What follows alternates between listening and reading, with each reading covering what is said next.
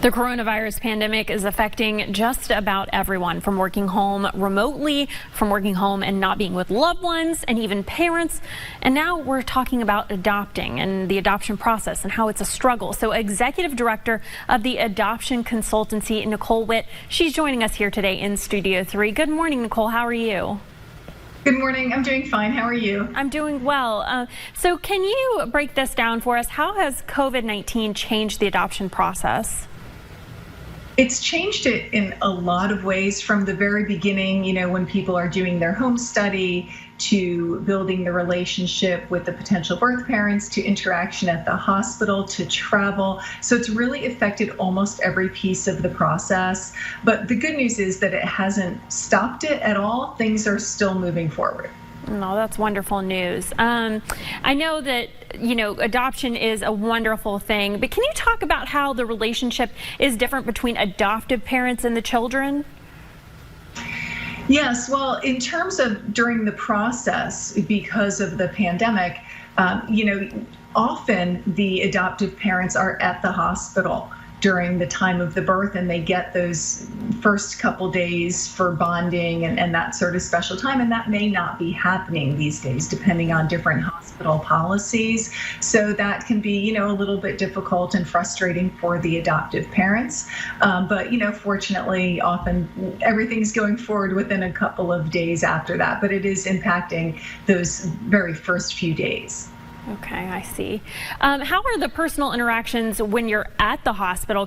Are they able to see each other? I know you just touched upon that a bit, but it's more like it's having to wait a couple of days?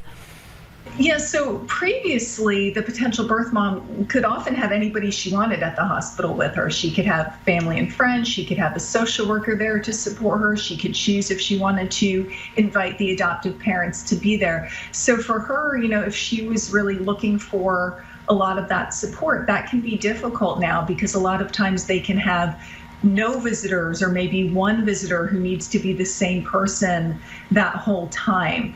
On the other hand, some of the potential birth moms are appreciating sort of the quiet time and the solitude to work through everything. So that can be either a pro or a con depending on what they need. But for the adoptive parents, again, who are used to often being in the hospital, they usually can't be there these days. And so it can be a much more stressful time because they're just sort of waiting for a phone call to get updates and hear how everything's going.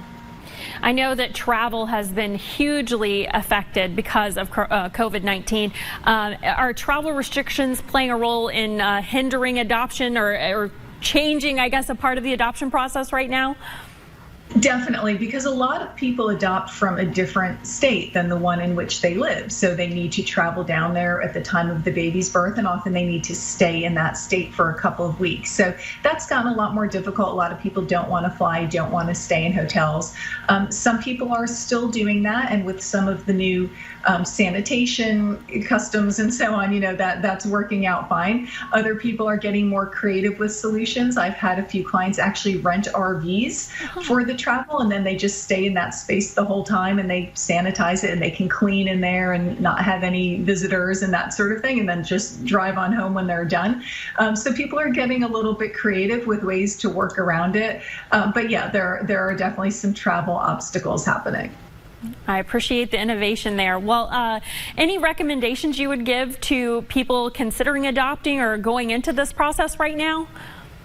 Absolutely. I would say if it's something that you're ready to do, don't let this hold you back. Everything is moving forward. There might be some additional hurdles. There might be some pieces of the process that take a little bit longer than they otherwise might have, but everything is moving forward. So, keep going with your life and keep moving forward with it.